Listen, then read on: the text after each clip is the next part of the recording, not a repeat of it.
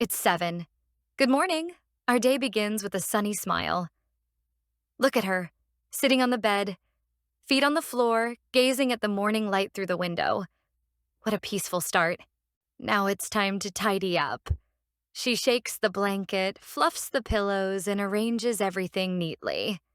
Next, she heads to the bathroom, brushing her teeth carefully, bubbles everywhere.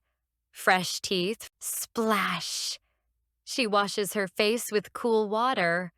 Ah, that's refreshing. Now she's awake and ready for the day. Time to choose an outfit. She picks her favorite clothes from the wardrobe and gets dressed. Feeling cozy and breakfast time. She pours a warm cup of coffee into her favorite mug and makes some toast. The kitchen is bright with morning sunlight. Breakfast is the best part of the morning. She enjoys her toast and coffee, sitting by the window and soaking in the sunshine. A little quiet time before stepping out.